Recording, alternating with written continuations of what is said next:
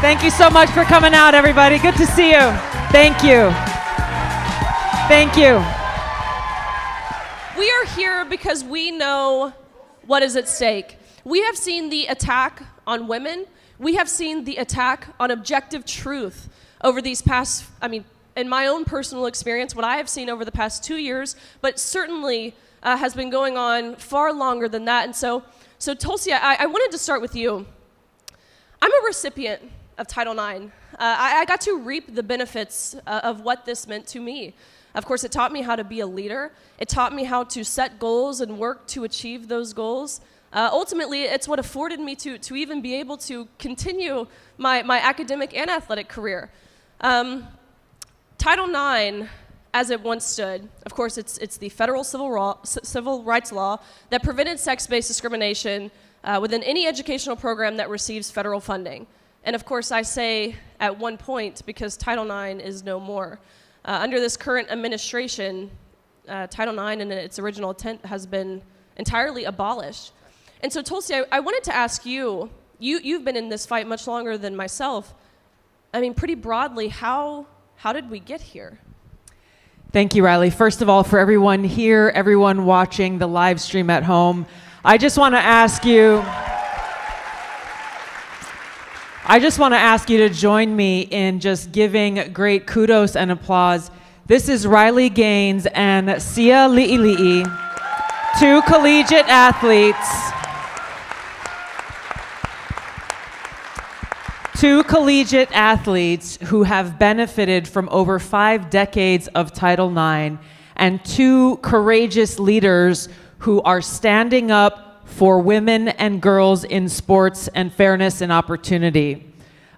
You guys are really the shining example of how we fix what is so broken. When I was in Congress, I introduced legislation, it was bipartisan legislation, called the Protect Women's Sports Act, because we saw what was already starting to happen at that time.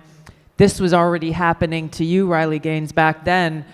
But we saw how the intent of Title IX was already being destroyed. How those who claim to stand up for women and girls, those who claim to be feminists, those who claim to be standing for equality, all of a sudden, when it came to having biological males compete against women and girls in sports, they were silent.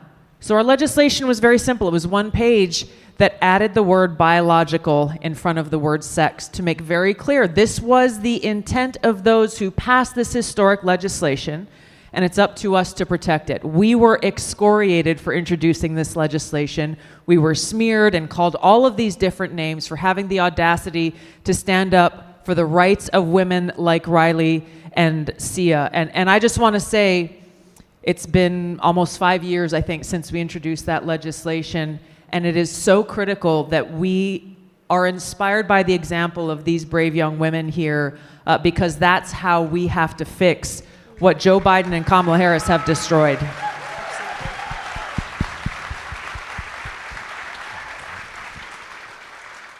Absolutely, and as you heard, I'm on stage with two beautiful Hawaiian women.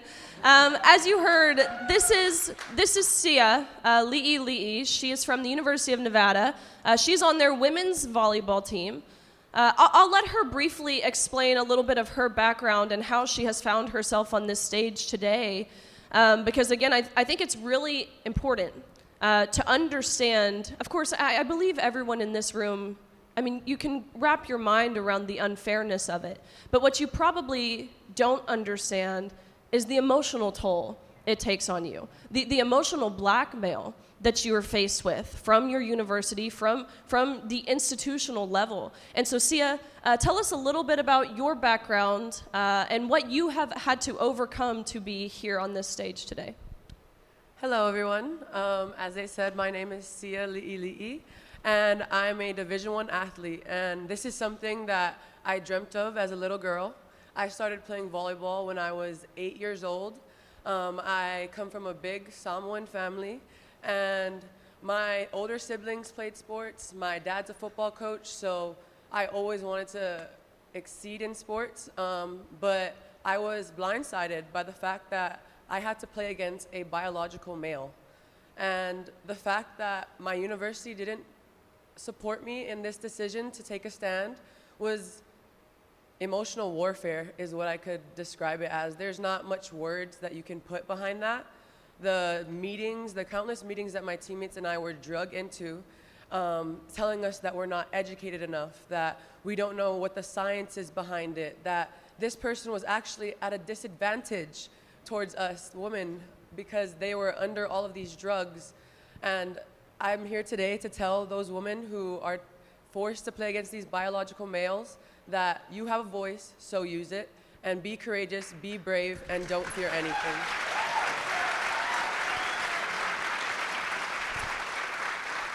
Just yesterday, University of Nevada was set to play San Jose State University. And if you've been following, it's really become national news now.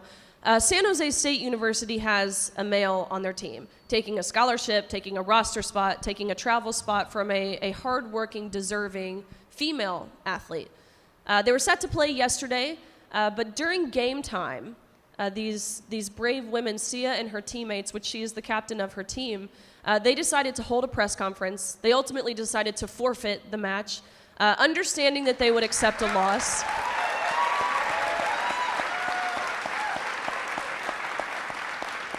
Understanding that they would accept a loss, but they said, look, this is a loss that we are willing to accept because some things matter more than victory. And in this case, our safety does. The integrity of sports do. And so I commend their bravery and their leadership, certainly more bravery and leadership than their administration, their university showed. So thank you guys. Tulsi, we heard the video that everyone got to listen to before we walked out. And there's a clip of you in there saying, I don't think one U.S. senator, one member of Congress that has a D by their name, that is a Democrat, I don't think they've found the courage to stand with women. I'm not aware of a single Democrat in the House of Representatives or the U.S. Senate that has found the courage to stand up and say there is such a thing as a woman, and I will stand for women's rights and equality. You've spent, of course, 4 terms in the U.S. Congress as a Democrat. I mean, what is it? Is it fear? Do they really believe that men can become women? That's a great question that not a single one of them has answered. When confronted with this question, it's happened in front of committees in Congress. Some in the media may ask them these questions. I certainly have asked, and the response that they always give is like, oh, this is a non-issue. Hardly anyone is actually affected by this. I don't know why you guys keep bringing this up, because there are bigger issues that we should be concerned with. I find that to be incredibly offensive and insulting because there are so many young girls and women like Sia, like Riley, who are experiencing hardship, lost opportunities, lost scholarships because of this. This is not a small issue. And for those, I just find it incredibly hypocritical. Once again, this is coming from a Democrat party, my former party, that claims to be the champion of women. You hear this all the time in this election right now. And it also is the party that says we must believe all women. Why don't you believe Sia? Why don't you believe her teammates? And those who are afraid of being smashed in the face by a male player at full force with a volleyball or any one of the other sports. You're going to hear from a female UFC champion here in the next panel. Can you imagine if she had to go into the octagon and fight against a male? Literally putting someone's life at stake. The hypocrisy is rich. I know that a lot of people are afraid, but really, Riley, they're not answering these questions because there is no logical answer to it. There's no way to explain this. They can't even define what a woman is. So how can they then say they stand with women? And that's really where our responsibility comes into play as voters, as Americans, as people who care about women, whether you're a man or a woman, is we have to be the ones to hold them accountable. How can we trust having anyone in a position of decision-making and power to protect our young women and girls if in this moment of crisis they are cowards hiding in the corner?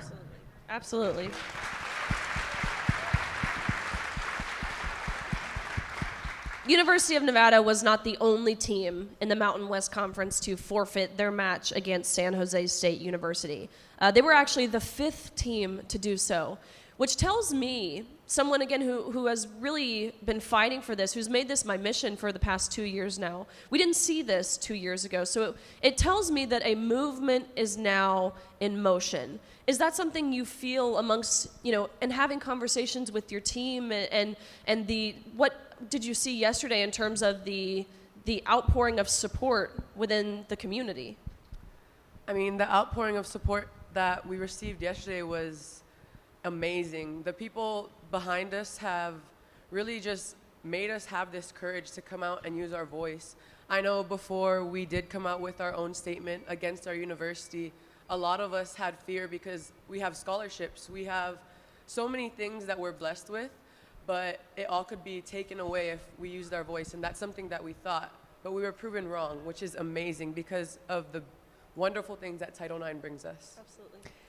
If I could just ask you, Sia, your Reno mom is here, and she shared a conversation that you guys had, I think, in an evening before you really went public in making this decision. If you could just share with us what you told her in the challenge that you were faced with and why you felt so compelled to take this stand. So I talked to my Reno mom, Annie, about this, and I couldn't sleep at night knowing that my nieces, my future daughters, I'm a volleyball coach as well, that I was coaching these girls up to potentially be spiked in the face by a volleyball or to be put in harm's way. I just couldn't stand for it anymore, and enough is enough. Absolutely. And that's a good way to wrap up this first segment here. Understanding we're not doing this for us, for the people who are on this stage. We are doing this for the next generation, for people like your niece, people like my younger sister. Being married 2.5 years, I can only hope to have a daughter of my own one day. That's why we fight this fight. You guys will hear from plenty of other athletes, plenty of other amazing thought leaders who have really been pivotal on this movement, but a lot of the cultural chaos that we find ourselves combating. And so again, we wanted to thank you guys for being here. We have a really, really exciting segment coming up. So thank you.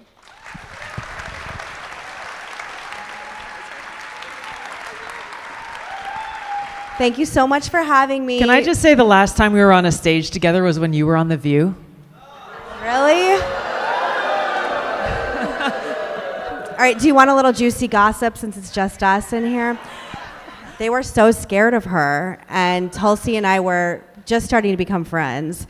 And I remember being like, I'm really gonna have to do defense for this woman here because they're gonna be so mean to her. And then it was like, you can look it up, it was like vultures. So and then we really bonded afterward. But you took Joy to task so hard that her husband took a picture of me, and I'm literally like, afterward, like in the commercial break right after that, like, Meghan literally ran over, jumping up and down with Joy. I love that.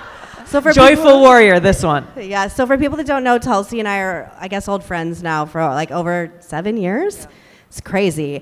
And we became friends through a mutual friend who said, you guys seem like you're a lot alike and you have similar things in common. And at the time I was like, I don't see that at all. And she was like, I don't see that at all. And we basically had lunch, and met and really bonded over being outspoken women of faith, women who love America, women who love the military. And at the time I was living in New York City and working on television show and felt super isolated, and we were supposed to have like an hour lunch, and we got kicked out of the restaurant, and I was like, I love her, she's amazing. And our segment is about equality, supporting equality and sex-based rights. And at the time, and still now, I have a long history of supporting marriage equality and gay rights, and a long experience basically since 2012 when it was passed. And my evolution here, I actually was like scared of this issue for a while because it's a one that you get, as you've seen, abused, harassed, societal ramifications. And what really changed for me was becoming a mother. I have 2 young daughters, one at 4 years old, my daughter Liberty, that Tulsi is the godmother of her. So cute. I know. She's going to teach her how to surf. And my daughter Clover, who's 21 months old. And I was pregnant when Leah Thomas got all the attention with Riley. And I remember just seeing what everyone else was seeing and thinking, this is just, I'm living in a science fiction novel, and a science fiction is not reality, because I know what I'm seeing with my eyes and my thinking with my brain, and I'm being told something differently. And I started talking to you about this issue, and I just sort of evolved, coming out, speaking out quietly, and then louder and louder, and now I'm here with you today. I think your experience, Meghan, is like a lot of people that unfortunately in this time of cancellation and fear-mongering and the threat of maybe losing your job, losing friends, losing family members, the kind of self-censorship that we're seeing is really sad, actually, especially when we look at what's at stake, and some of the people that you're meeting and hearing from today who've directly been challenged and suffering as a result of these policies, and why I'm so heartened that more and more people across the country are finding their voice and recognizing that in this moment, if we don't take a stand for women, for girls, and fundamentally for objective truth, then we're going to lose. I think for me, I still support everyone's right to live, get married, have the same rights, constitutional rights I do, that anyone else does. But I think what's been a weird evolution for me, and I just turned 40, and I'm very up in my feelings about turning 40, as Tulsi knows, that marriage equality and the gay rights movement was so much about just wanting to join society, wanting to be included like every other civil rights movement. And what's happening now is about taking away from me and taking away from women. And the idea that I have to be comfortable in a locker room with a man undressing in front of me when, again, women's instincts are, if someone is exposing them in front of you, that's a dangerous situation that you need to get out of immediately. And I'm being told that every instinct as a woman, that I should betray that, and that I should somehow let my girls be put in a potential place where, I mean, I was talking to a volleyball player backstage that had her face bashed in. She had to go to the hospital, and she has memory problems now. Like, we're putting young women in physical danger, and I'm being told by society that should be okay. And I can't stand by it, and I don't support it, and I think it's very dangerous, but I also think the vast majority of the American public are on our side. I think this is a losing issue for the other side. Yeah, that's exactly right. And I think a lot of the politicians, I mean, every Democrat in Congress has been essentially silent on this issue when it comes to the women and girls who are being affected by it. And a lot of it is that fear of being kicked out of their own party or becoming unpopular or kicked out of the cool kids club, which is really unfortunate when we should be able to look to our political leaders to exercise leadership. But I think your point, Meghan, is a really important one, because so often people who are pushing for this, for biological males to be allowed to compete against women and girls, they do it in the name of inclusion. Yeah. But really what they're doing in practice and in effect is excluding women and girls from sports.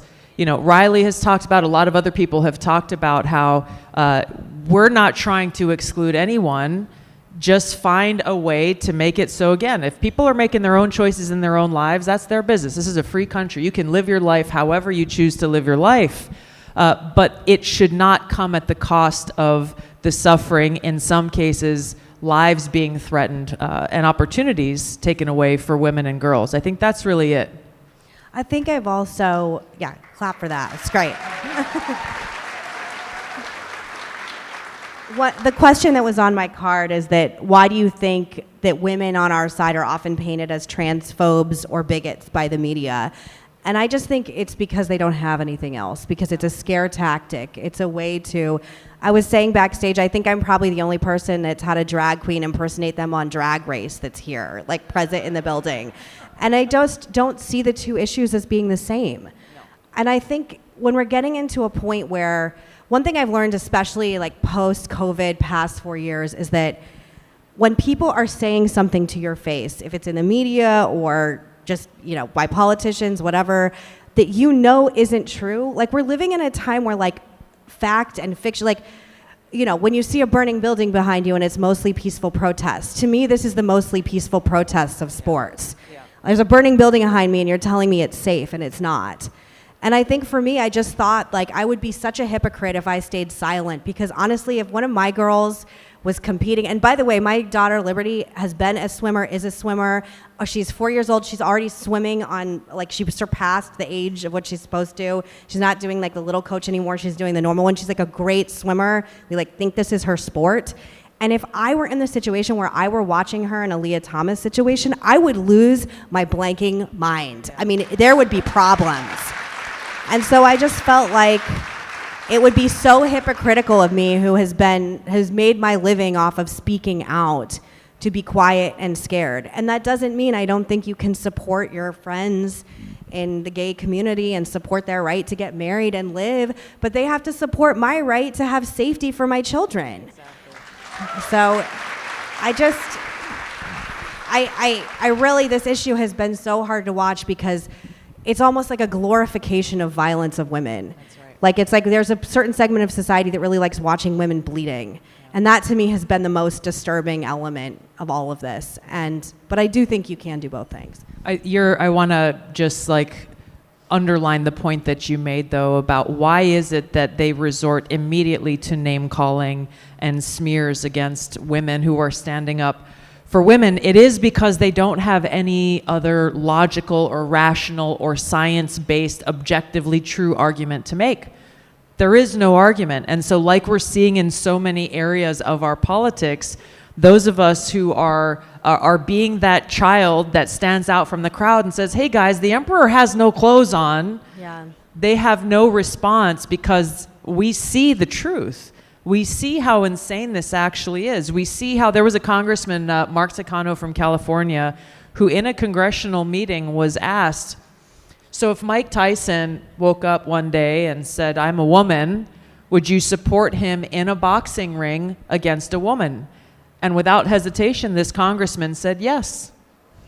Yes. Yeah. Exactly. Any objective, like, rational-minded person would recognize the insanity of that. I can't even call it thinking because it's not thinking. But we have to... This is where every one of us really does have a very important role to play in our own lives, in our own circles, to have the courage to be that child that says, hey guys, with all due respect, the emperor has no clothes on, because you never know. By you being the person that speaks up, I guarantee you there are other people in that space, whether it's at your home or in the office or at work or whatever, who wants to speak up but is too afraid, and you will empower them and inspire them to know, like, oh wow, I can do, not only I can do this, but I need to do this. Yeah. And I think the other question was, do you think that we should fight back on the war against women? And I think, you know, it can be scary to do these things. Like, I have compassion for people who are like, I don't want to be harassed. I don't want to be doxxed, like happened to Riley. I don't want to have my livelihood impacted. But I think that for me, the other side of this is if you say nothing, this is only going to continue to get worse. And I don't want women to get hurt. I don't want women to die. I was talking to the lacrosse coach backstage that said if a woman was playing against a male lacrosse player, they can throw a ball up to 150 miles an hour. A woman could actually die. So we're talking about literal life and death situation. Yeah. And I think that the water is fine. I actually see a lot of hope in the past, even like year and a half, 2 years. I really think the tide is changing on this. There's lots of data and polling that shows this has been a real red line meat and potatoes issue for voters coming out, and it does not work for the left. I'm sorry, but if Vice President Harris can't say whether or not she's going to pay for transgender surgeries for illegal immigrants, and she can't even answer the question. And prisoners. Yes or no. And prisoners, yes. I think that the issue is really shifting, and I actually think that there's a lot more people on this side, even if they're scared to talk about it. It's so true. And if you haven't heard about it already, Riley Gaines launched this Protection of Women scorecard that will help provide you with information to share with your friends about the truth about where these incumbent politicians stand, as well as candidates who are running for office. Do they stand with women or not? And I can tell you, every single Democrat in the House and the Senate, Kamala Harris and Joe Biden, not only do not stand with women, they have voted against legislation that has come before Congress that would have provided them with the opportunity to take a stand to protect women and girls in sports. And that really is such a huge defining line in the choice that we all have in this election. Obviously here in Pennsylvania, you have a very contentious and close U.S. Senate race. The Democrat refuses to stand with women. The Republican is standing with women. And of course, in the presidential race, Kamala Harris and Joe Biden have been worse than silent. Instead of going to Congress and abiding by our way of governance and saying, hey, we want to introduce legislation to redefine Title IX, I think they knew it wouldn't pass. So they backdoored this, made the changes to Title IX, and then even worse, threatened public schools that if they don't abide by these changes, they don't allow boys to play against girls in girls' sports, if they don't allow boys into girls' bathrooms in federally funded schools, then the federal government under the Harris-Biden administration would take away funding specifically in K through 12 schools that is normally set aside for poor kids who can't afford breakfast and lunch, this free and reduced funding. When you think about how sick that is, that unless these schools go along with their radical agenda that undermines these girls in sports, they're going to take away funding for hungry kids at school. So this is the danger and the contrast, and one of the reasons why I'm supporting President Trump in this election, because you've seen what they've already done over the last 4 years. You've seen what they've already done over the last 4 years under the Harris-Biden administration. Everything that we've seen on this issue and so many others, it will get radically worse if Kamala Harris is elected, because she will then tell us, the American people, you have given me a mandate to continue the work that they have begun. It will get exponentially worse on every level, and it's up to us to make sure that doesn't happen. Yeah.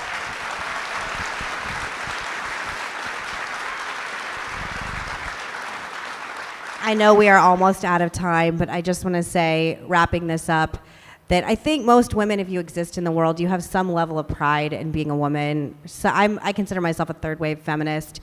So many spaces I go into, I'm always the only woman. Tell me, we had this conversation the other day on the phone, because I'm not too up to speed with it. What is a third wave feminist? It's basically feminine. You're for like female equal rights in the workplace and just being treated the same way as a male. And it's basically up until this issue. Right. And I am a lot of times the only woman in the room. You're a lot of times the only woman in the room. It's hard to get women in spaces in general. And now you're talking about taking away from athletes who have worked so hard, a lot of times like Riley, like her entire life to get to this place. And we're already not in enough spaces. So to have more of it taken away, I think that to me is like the root of the tragedy of this issue, is just removing accomplishments and removing spaces that women can be in. And I think it's not just because I'm a girl mom, but I really think this is like such a dominant, important issue. I'm so happy to be here with all of you this morning. I know you all had someplace better to be and something better to do on a Sunday morning in lovely Philadelphia. Oh, thank you. Oh, you did not have a, what? Oh, yes, it is important, but church is important too sometimes. Oh, gotcha. Yes, of course. Thank you so much. No, thank you, Megan. Thank you. What? Tulsi 2028. Yes.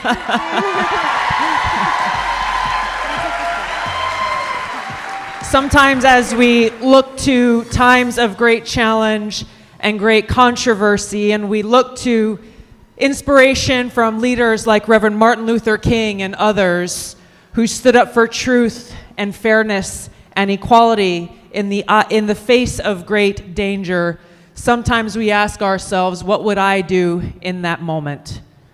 This is that moment where we have a challenge and an opportunity to take that courageous step, to be that voice for truth, even in the face of adversity, knowing that the decisions that we make today to have the backs of these courageous young women will have an impact for generations to come. Our future and their future is up to us. Thank you for being here today. Thank you for being a voice for truth and courage for our future. Thank you so much, everybody. Aloha.